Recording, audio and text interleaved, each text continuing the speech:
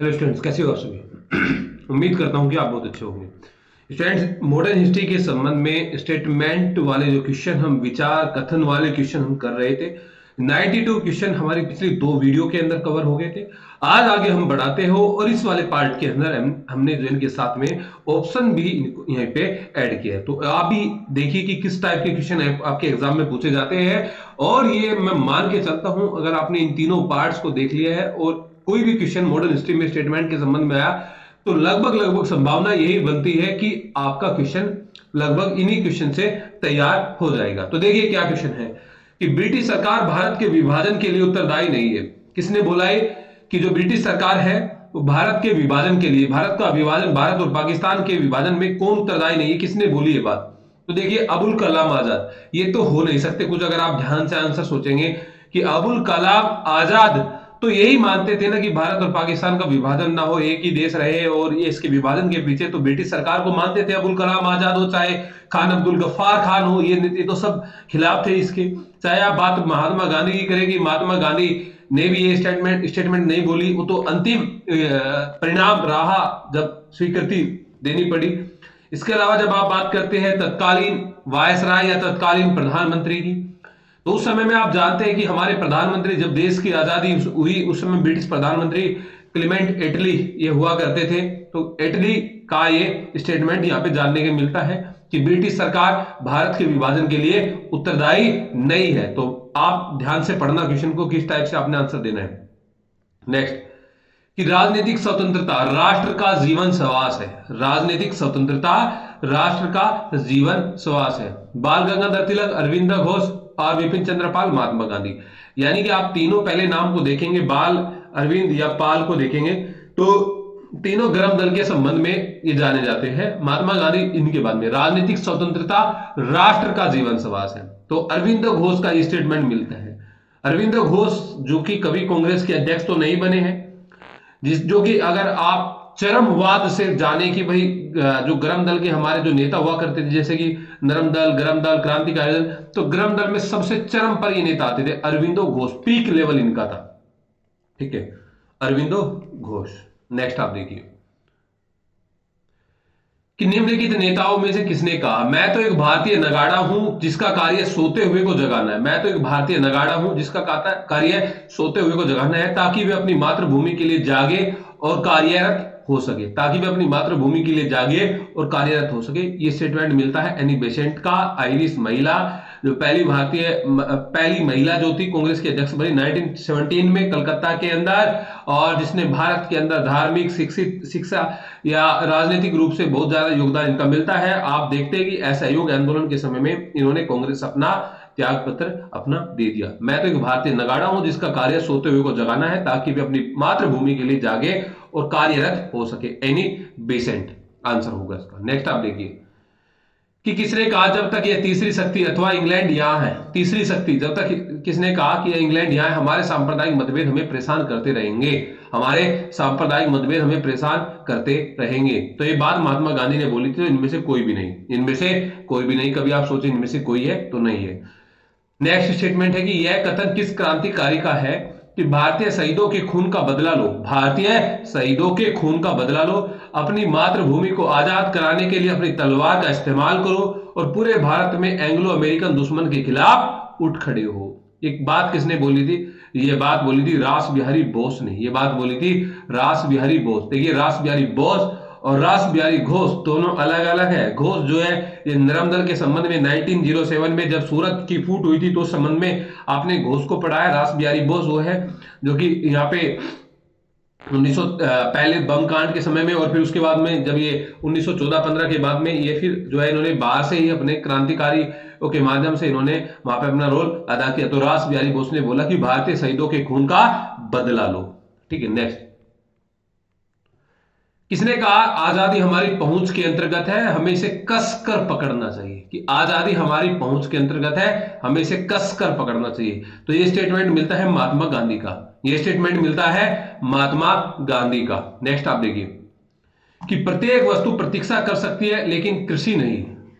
प्रत्येक वस्तु प्रतीक्षा कर सकती है लेकिन किसी नहीं। आप जानते हैं कि ये स्टेटमेंट सीधा सीधा जवाहरलाल नेहरू ने एग्रीकल्चर के संबंध में बात बोली थी जवाहरलाल नेहरू ने। नेक्स्ट आप देखिए कि राजा जनता के लिए बने हैं, जनता राजा के लिए नहीं बनी है। राजा जनता के लिए बने हैं, जनता राजा के लिए नहीं बनी है। ये स्टेटमेंट आप जानते हैं कि grand old man of India दादा भाई नौरोजी, जिसने 3 बार कांग्रेस की अध्यक्षता की, जो कि पहली बार इलेक्ट होने वाले सांसद ब्रिटेन की लोकसभा में, ये पहले एशियन व्यक्ति थे दादा भाई नौरोजी। और इन्होंने अक्सर भारत के जो धन का जो निकास हुआ उसके खिलाफ इन्होंने आवाज उठाई।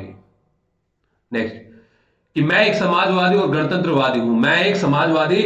गणतंत्रवादी हूं और मुझे राजा और राजकुमारों में विश्वास नहीं है। यह वक्तव्य किसके संबंध में है? समाजवादी गणतंत्रवादी। आप जानते हैं 1929 के बाद में जवाहरलाल नेहरू का समाजवाद की ओर जो है झुकाव हुआ, लेकिन जो ऊपर के तीनों नाम नरेंद्र देव, अच्युत पटवर्धन और जयप्रकाश नारायण, आप देखते हैं कि कांग्रेस सोशलिस्ट पार्टी 1934 के संबंध में जुड़े हुए थे, लेकिन इन्होंने ये बोला कि मैं एक समाजवादी गणतंत्रवादी हूं। ऐसी जगह आप फंस जाते हैं और फंसने के बाद में ये इसका जो आंसर है जवाहरलाल नेहरू है। ठीक है, ध्यान रखना इसका भाई। नेक्स्ट है कि हम बहुत बड़ी भूल करेंगे यदि हम बिहार की जनता और उनके मंत्रिमंडल को लीग के नेताओं के हिंसक और असभ्य आक्रमणों के आगे असुरक्षित छोड़ देंगे। यह बात 1940 में किसने बोली? यह बात बोली सरदार पटेल ने, याद रखना भाई। नेक्स्ट कि निम्नलिखित में से किसने डॉक्टर भीमराव अंबेडकर पर यह कहकर आक्रमण किया कि अंबेडकर को उदार ब्रिटिश सरकार द्वारा थोपा गया नेतृत्व प्राप्त था? उदार ब्रिटिश सरकार द्वारा थोपा गया नेतृत्व प्राप्त था क्योंकि उनकी सेवाएं राष्ट्रवादी नेताओं को बाधा पहुंचाने के लिए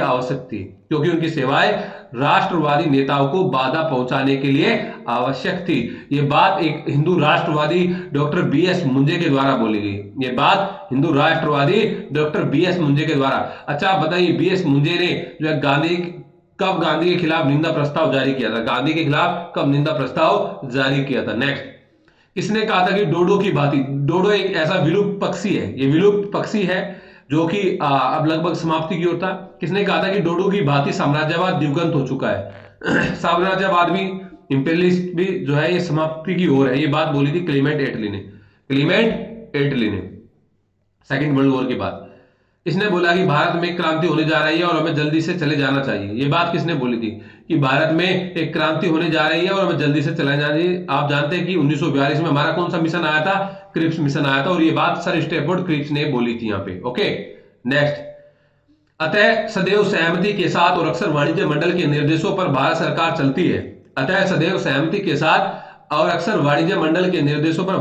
चलती है। और इसे व्हाइट मैन्स बर्डन कहा जाता है। ये किसने कहा था? किसने बोली थी? ये बात बोली थी सच्चिदानंद सिन्हा ने। नेक्स्ट, क्या आप मुझे एक भी स्वतंत्र देश दिखा सकते हैं जहां पृथक